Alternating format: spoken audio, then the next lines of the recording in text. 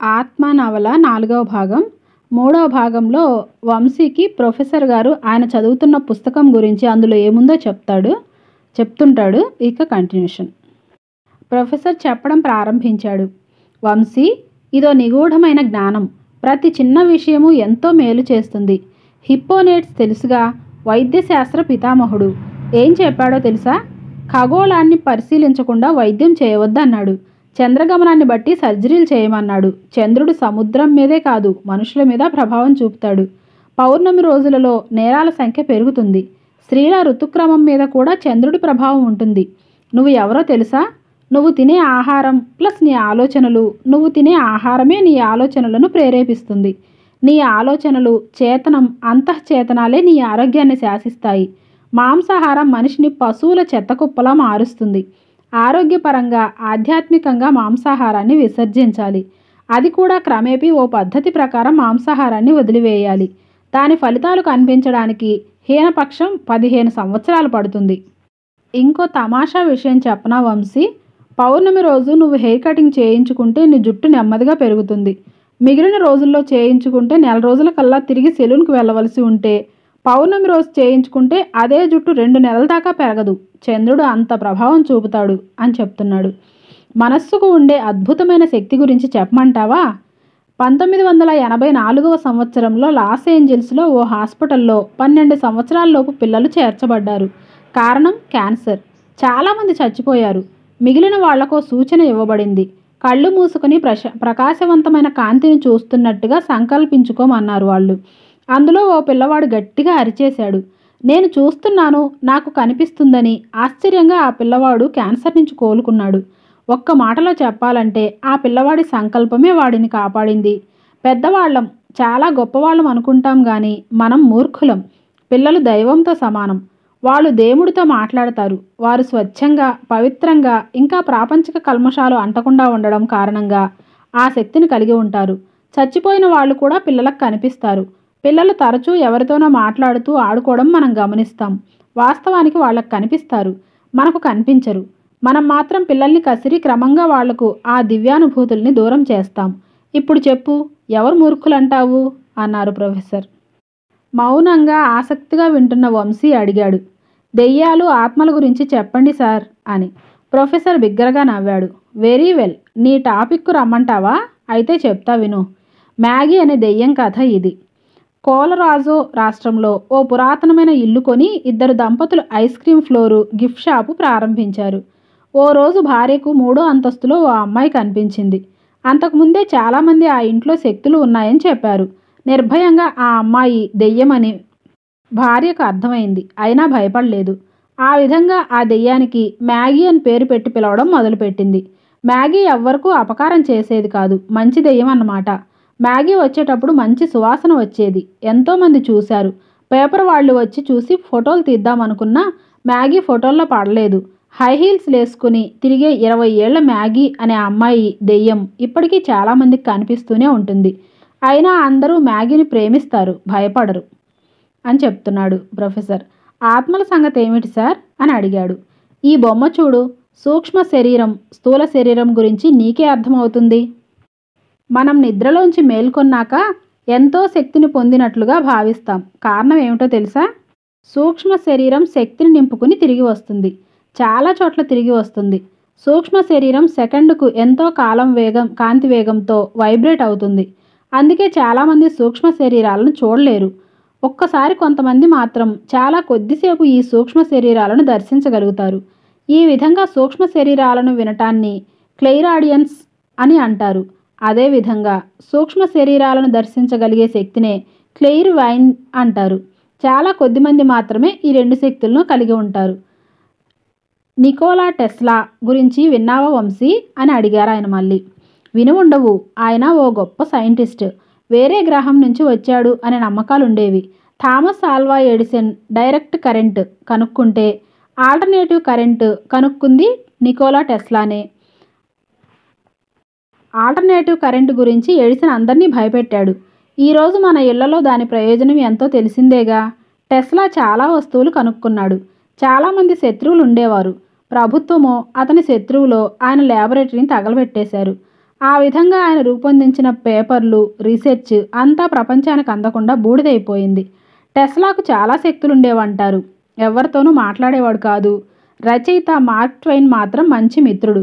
చివరగా న్యూయార్క్లో టెస్లా మరణించాడు. యాక్సిడెంట్ కారణమని కొందరంటే, నాజీలు చంపేశారని మరికొందరు అంటారు. టెస్లా చివరి అంత్యక్రియలకు చాలామంది ప్రముఖులు, మేధావులు వచ్చారు. న్యూయార్క్లో సెయింట్ జాన్ క్యాథడ్రల్లో ఓ అద్భుతం జరిగింది. ప్రపంచవ్యాప్తంలో వార్తాపత్రికలు, మ్యాగజైన్ల వాళ్ళు కొన్ని వందల ఫోటోలు టెస్లా భౌతిక కాయాన్ని చివరిసారిగా ఫోటోలు తీస్తే, ఆఖరు ఫోటో తీయడం కాగానే ఓ సూర్యకిరణం ఆయన భౌతిక కాయాన్ని తాకగానే ఉరుములాంటి శబ్దం వినిపించింది. ఆశ్చర్యం!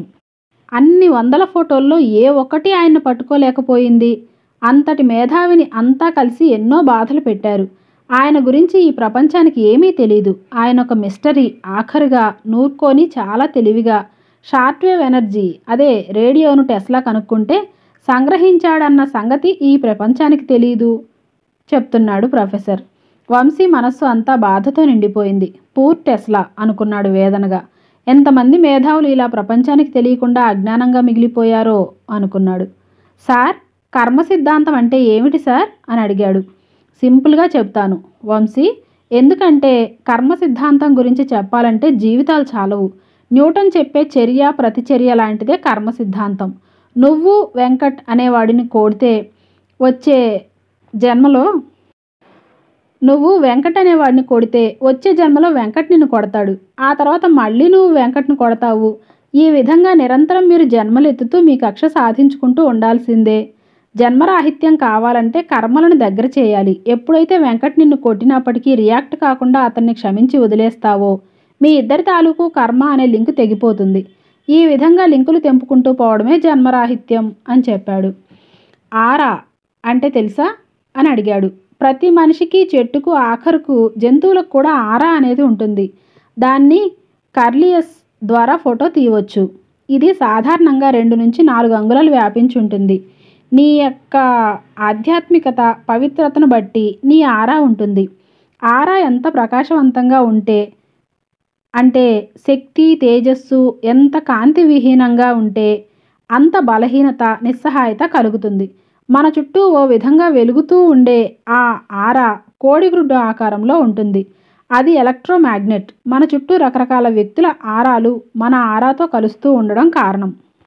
ఈ ప్రపంచానికి అక్కర్లేని జన్మజన్మలుగా మానవ నాగరికత నిర్లక్ష్యం చేస్తూ వస్తున్న నిగూఢమైన జ్ఞానం గురించి నా మథనం కొనసాగుతూనే ఉంది అని చెప్పడం పూర్తి చేశాడు ప్రొఫెసర్. తర్వాత యకూజా మోస్ట్ డేంజరస్ నెట్వర్క్ ఉన్న ఆర్గనైజేషన్. వివిధ దేశాల్లోని పార్లమెంట్లకు విభిన్నమైన పేర్లున్నట్టుగానే మాఫియా సంస్థలకు వివిధ దేశాల్లో రకరకాల పేర్లున్నాయి. American family, Italian mafia, Japanese yakuza. పేర్లు మారినా వృత్తి ఒకటే. ప్రవృత్తి కూడా ఆల్మోస్ట్ ఆల్ సేమ్. హత్యలు చేయడం, చేయించడం, drugs smuggling, trashing, army and ammunition supply, brothelling, ఖరీదైన వేశ్యల్ని తయారు చేసి తార్చడం, బ్లాక్మెయిలింగ్, కిరాయి హత్యలు చేయడం, ఇంకా చాలా. ముఖ్యంగా డబ్బు వచ్చే ఏ పనైనా చేయడమే వాళ్ళ ఏకైక లక్ష్యం. The only target is money. అది డాలర్లు, పౌండ్లు, యెన్లు, రూపాయలు, కోన్లు, టాకాలు, దినార్లు ఏమైనా కావచ్చు. But they want money at any cost. ఏం చేసైనా ఎలాగైనా డబ్బు సంపాదించడమే ఏకైక ధ్యేయం. టోక్యో ప్రపంచంలోకెల్లా ఖరీదైన ప్రాంతం. 60 అంతస్తుల ఆ భవనం టీవీగా నిలబడి ఉంది. సాయంత్రం 5 గంటలు దాటుతుంది. ట్రాఫిక్ పిచ్చికుక్కలా పరుగు తీస్తుంది. ప్రతి 5 నిమిషాలకు ఒకసారిగా చాలా సిస్టమేటిక్గా ఆ భవనం చుట్టూ రౌండ్స్ వేస్తున్నాయి 3 హెలికాప్టర్లు. 60 అంతస్తులలో చాలా చోట్ల సుశిక్షితులైన వాళ్ళు తిరుగుతున్నారు. చాలా మామూలుగా, గోప్యంగా మాత్రం అధునాతన ఆయుధాలు నక్కి ఉన్నాయి. ఆ భవంతికి దాదాపు 10 కిలోమీటర్ల రేడియస్లో పైకి అర్థం కాని విధంగా సెక్యూరిటీ ఏర్పాటు చేయబడింది. కారణం, క్రింద సెల్లార్లోని సీక్రెట్ బంకర్లో అత్యవసర సమావేశం జరుగుతోంది.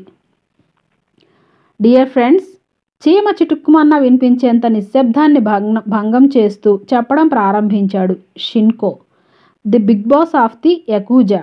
దాదాపు 150 మంది నిశ్శబ్దంగా వింటున్నారు. యకూజా కేవలం జపాన్లోనే కాకుండా ప్రపంచవ్యాప్తంగా అన్ని ప్రాంతాల్లోనూ, దేశాల్లోనూ యాక్టివ్గానే ఉంది. వివిధ దేశాల తాలూకు ప్రతినిధులు చాలా దీక్షగా షిన్కో చెప్పేది వినసాగారు. ప్రపంచవ్యాప్తంగా మనం ఎన్నో కార్యక్రమాలు చేస్తున్నాము. కోట్లాది డాలర్లు సంపాదిస్తున్నాము. ఎన్నో ప్రమాదకరమైన పనులు చేసుకుంటూ వస్తున్నాం. మనకు రకరకాల వ్యాపారాలున్నాయి. సభ్య సమాజం నేరాలుగా పరిగణించేవి మనకు డబ్బు సంపాదించే మార్గాలు. ఇటీవల కాలం నుంచి చూస్తే చాలా జాగ్రత్తగా గమనిస్తే మన ఆదాయం తగ్గడం గమనించబడింది. తగ్గడం అంటే నిజంగా తగ్గడం కాదు. గత 5 సంవత్సరాలుగా ఇంతకు ముందున్న మాదిరిగా ఆదాయం పెరగడం లేదు. ఖర్చులు పెరిగాయి. పోలీస్ సీక్రెట్ సర్వీస్ ఏజెంట్ల మీడియాకి, రాజకీయవేత్తలకు, ఇంకా చాలామందికి మనం ముట్ట చెప్పేది పోగా మనకు మిగులుతుంది చాలా తక్కువగా ఉంది. స్విస్ అకౌంట్లు గమనిస్తే మన పురోగతి చాలా నిరాశాజనకంగా ఉంది అని చెప్తున్నాడు. ఒక్కసారిగా ఆ హాల్లో హాహాకారాలు చెలరేగాయి. డబ్బు అనేది వాళ్ళ ఆయుధం. దానితో వాళ్ళు చేయలేంది లేదు. ఆ మంత్రదండంలోని శక్తి తరిగిపోతుంటే అందుకే వాళ్ళందరూ అంత కంగారు పడ్డారు. షిన్కో చేయి ఎత్తగానే మళ్ళీ నిశ్శబ్దం ఆవరించింది. మనం ఎదుర్కొంటున్న ఈ సమస్యతో పాటు చాలా సమస్యలు పెరిగాయి. వివిధ దేశాల్లోని లోకల్ మాఫియాలకు మనమంటే కన్నెర్రగా ఉంది. మనం వాళ్ళ ఆదాయ వనరులు దోచుకుంటున్నామని తెగ ఫీల్ అయిపోతున్నారు. సో ఆ పరిస్థితుల్లో మనకు, లోకల్ మాఫియాలకు సంఘర్షణ తప్పనిసరి. యుద్ధాలు జరుగుతున్నాయి. దీంతోపాటు ప్రపంచంలోని వివిధ దేశాలు నెలకోసారి ఏదో ఒక దేశంలో సమావేశమయ్యి టెర్రరిస్టులని, మాఫియాలను తుదముట్టిస్తామని, దానికి పరస్పర సహకారం అందజేస్తామని అగ్రిమెంట్ల మీద అగ్రిమెంట్లు చేసుకుంటున్నాయి. మరోవైపు మనం విసిరే సొమ్ము తింటూ మనకే ద్రోహం తలపెట్టే ద్రోహులు ఎక్కువైపోయారు. ఈ పరిస్థితుల్లో ఏం చేద్దాం అని అడిగాడు ఆయన. స్వీడన్ నుంచి వచ్చిన ప్రతినిధి పైకి లేచి వినయంగా బౌ చేశాడు. ఈ విషమ పరిస్థితులను ఎదుర్కోవడానికి మేము ఏం చేయాలి సార్? మీరు చెప్పేది ఏదైనా సరే, ఎంత కష్టమైందైనా సరే నిర్వర్తించడానికి మేము సిద్ధంగా ఉన్నాం. మీరు ఆజ్ఞాపించండి. వాటిని ఆచరించడం మా బాధ్యత. యాకుజా మాత్రం రోజురోజుకు సర్వశక్తి సంపన్నం అయిపోవాలి. దానికి అడ్డుపడే ఏ శక్తినైనా సర్వనాశనం చేసైనా సరే యకుజా కీర్తి ప్రతిష్టలు నిలబెడతాం అని చెప్పాడాయన. హియర్ హియర్ అంటూ మిగిలిన దేశాల ప్రతినిధులంతా హర్షధ్వానాలు చేశారు. షిన్కో సంతృప్తిగా తల ఊపాడు. That's great my dear friends. మీ అందరి శక్తి సామర్థ్యాలు నాకు తెలుసు. మీ పట్టుదల, దీక్ష, నేర్పు ఇవన్నీ నాకు తెలియనివి కాదు. యకుజా ఇంత కొద్ది కాలంలో ప్రపంచమంతా పాకిందంటే మీ అందరి సహకారం వల్లనే. మనకు వెంటనే వచ్చే ప్రమాదం ఏమీ లేదు. మన వ్యాపారాలు బాగానే ఉన్నాయి. మన అకౌంట్లలో వివిధ దేశాల కరెన్సీలు మూలుగుతున్నాయి. అయినా మనం సంతృప్తి పడకూడదు. 100 సంవత్సరాల తర్వాత ఏం చేయాలన్నది కూడా ఈరోజే మనం ప్లాన్ చేయాలి. అప్పుడే మనం చిరస్మరణీయంగా, అజేయంగా నిలబడగలుగుతాం. అందుకే ఈ సమావేశాన్ని ఏర్పాటు చేసింది అని చెప్పాడు అతను. షిన్కో ఏదో బృహత్తరమైన వ్యూహాన్ని రచించాడని అందరికీ అర్థమైపోయింది. వారందరూ రెట్టించిన ఉత్సాహంతో అతను ఏం చెబుతాడా అన్నట్లు చెవులు రెక్కించారు. ప్రపంచంలో అతి చిన్న దేశం ఏది అని అడిగాడు. వాటికన్ సిటీ అని చెప్పారు. ఎగ్జాక్ట్లీ. ప్రపంచంలోకెల్లా ఎక్కువ ఆదాయం పొందుతున్న ప్రదేశం, దాని తర్వాత స్థానం భారతదేశంలోని ఆంధ్రప్రదేశ్లో ఉన్న తిరుపతి. ఆ తర్వాత అత్యధిక ఆదాయం పొందుతున్న ప్రాంతం కూడా ఆంధ్రప్రదేశ్లోనే ఉంది. ఆ ప్రాంతంలోని ఆశ్రమానికి స్వదేశీ, విదేశీ నిధుల రూపంలో వచ్చే ఆదాయం ఎంతో తెలుసా? మనం ప్రపంచం అంతా డ్రగ్స్ సప్లై చేసి సంపాదించే ఆదాయానికి దాదాపు 10 రెట్లు అని చెప్పాడు. వింటున్న వాళ్ళంతా ఊపిరి బిగబట్టారు. సో మై డియర్ ఫ్రెండ్స్, విషయం అర్థమైందనుకుంటాను. దేవుడు ఓ గొప్ప వ్యాపారం. భక్తి, పాపభీతి చాలా గొప్ప ఆయుధాలు. వాటిని ఆధారంగా చేసుకుని మనం అదే ప్రాంతంలో ఓ ఆశ్రమం స్థాపించాలి. పోటీ కార్యక్రమాలు నిర్వహించాలి. క్రమక్రమంగా మనకు నిధులు రావడం మొదలవుతుంది. దానివల్ల మనకు 2 లాభాలు. ఆశ్రమం వల్ల కోట్లాది నిధులు సమకూరుతాయి. అంతకంటే ముఖ్యంగా ఆశ్రమం ముసుగులో మనం మన యకుజా కార్యక్రమాలు మరింత వేగంగా, సమర్థవంతంగా నిర్వహించుకోవచ్చు. ఒక్క మాటలో చెప్పాలంటే, ప్రస్తుత పరిస్థితులను బట్టి చూస్తే కోట్లాది డాలర్లు సంపాదించడానికి స్మగ్లింగు, డ్రగ్స్, షేర్స్, లీజింగు వీటన్నింటికన్నా ఇది ఓ అద్భుతమైన వ్యాపారం. స్వదేశీ, విదేశీ నిధులు కుప్పలు తెప్పలుగా వచ్చి పడతాయి. దేవుడంటే మనిషికి భక్తి కంటే భయం ఎక్కువ. ఎందుకంటే బేసికల్గా మనుషులంతా పాపులు కాబట్టి. షిన్కో వికృతంగా నవ్వాడు ఆ మాటలు చెప్తూ. ఆ విధంగా జపనీస్ యకుజా ఆధ్యాత్మికంగా భారతదేశం మీద పన్నిన వ్యూహం మెల్లగా రూపుదిద్దుకోవడం మొదలైంది. తర్వాత రజనీ అని పిలిచారెవరో. తల వంచుకుని వెళ్తున్న ఓ అమ్మాయి ఓ క్షణం ఆగింది. కాలేజ్ అంతా గందరగోళంగా ఉంది. ఎవరి పనుల్లో వాళ్ళు బిజీగా ఉన్నారు. నన్ను తప్పించుకుని ఎందుకు తిరుగుతున్నావు రజనీ అని అడిగారు వాళ్ళు.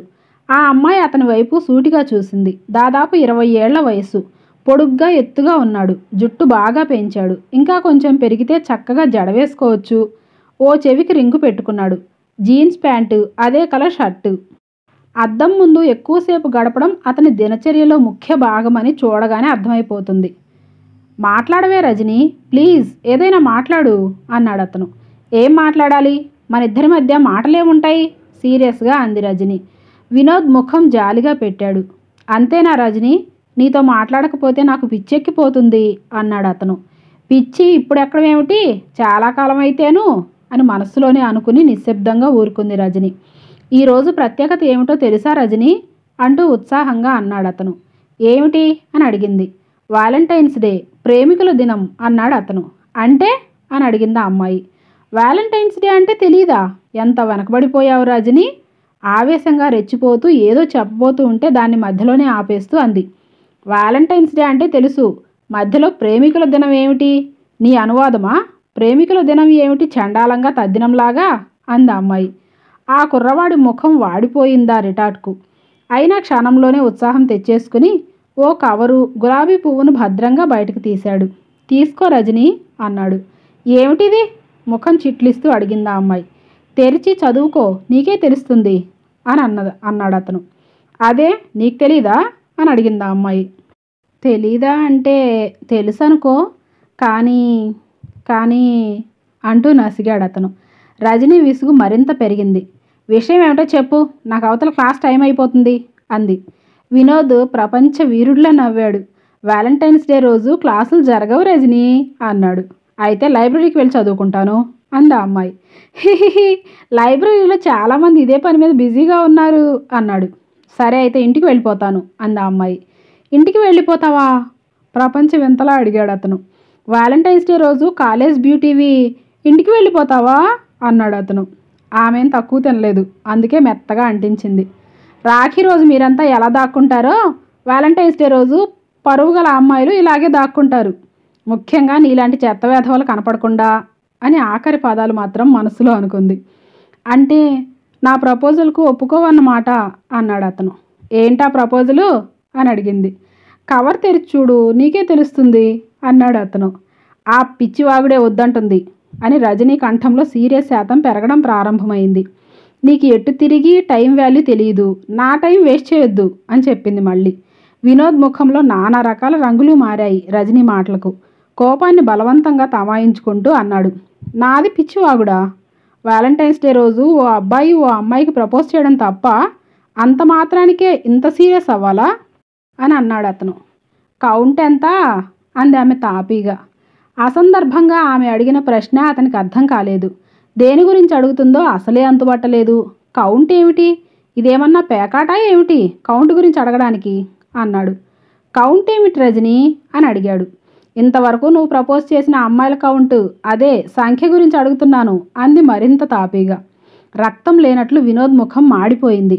చూడు మై డియర్ హీరో అనుకునే జీరో, జీన్స్ ప్యాంట్లు వేసుకుని ఫంక్ క్రాఫ్ట్లు పెంచుకుని బైకుల మీద తిరుగుతూ కటింగ్లు ఇస్తే అమ్మాయిలు పడిపోతారనుకోవద్దు. నీ ముఖానికి ఓ వాలంటైన్స్ డేనా? ఆ రోజు నువ్వు ప్రపోజ్ చేస్తావా? ఏం ప్రపోజ్ చేస్తావు? నా గురించి ఏం తెలుసని ప్రపోజ్ చేస్తావు? నీ గురించి ఏం తెలుసని ఏ అమ్మాయి అయినా నీ ప్రపోజల్కు ఒప్పుకుంటుంది?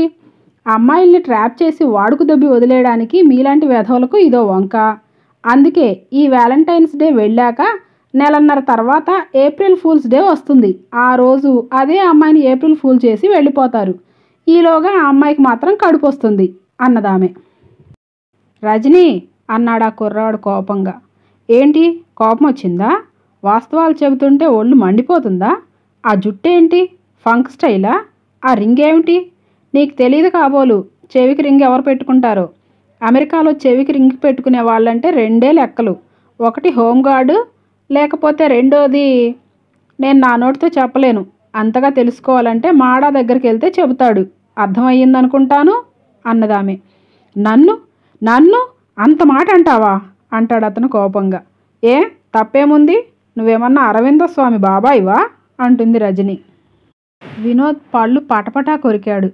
ఒళ్ళంతా మంటల్లో పెట్టినట్లుగా మండసాగింది రజనీ మాటలకు. ముఖం వికృతంగా తయారయ్యింది. లాస్ట్ వార్నింగ్, ఫైనల్గా చెప్తున్నాను, నీ బోడి ప్రేమలకు టెంప్ట్ అయిపోవడానికి అమ్మాయిలకు టైం లేదు. నీలాంటి వెధవల వల్లే ప్రేమ అంటే నవలల్లో వ్రాసుకోవడానికి, సినిమాలకు పరిమితమైపోయింది. ఇంకెప్పుడైనా నువ్వు వెధవ లెటర్లు, గులాబీ పూలు పట్టుకు వెంటపడ్డావా తోలు తీస్తాను అన్నది రజని.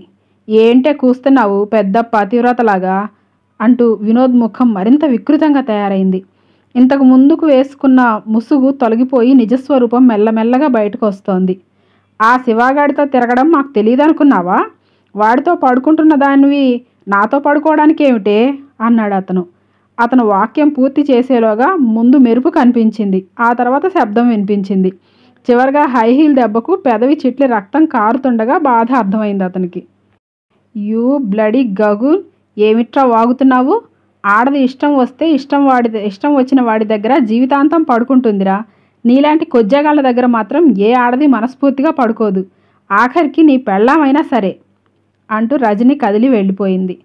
కాలేజ్ అంతా నిశ్చేష్టులై చూశారు ఆ సంఘటనను. వినోద్ ముఖం వికృతంగా మారిపోయింది. ముసుగు తొలగిపోయాక క్రూర జంతువు ఎలా చూస్తుందో అచ్చు అదే మాదిరి చూశాడు రజని వైపు. పర్వర్షంతో కూడిన రాక్షసపు చూపు అలాగే ఉండిపోయింది అతని ముఖంలో చాలాసేపటి వరకు. ఓకే, 4వ భాగం ఇక్కడితో ఆపేద్దాం. 5వ భాగంతో మళ్ళీ కలుద్దాం. Thank you.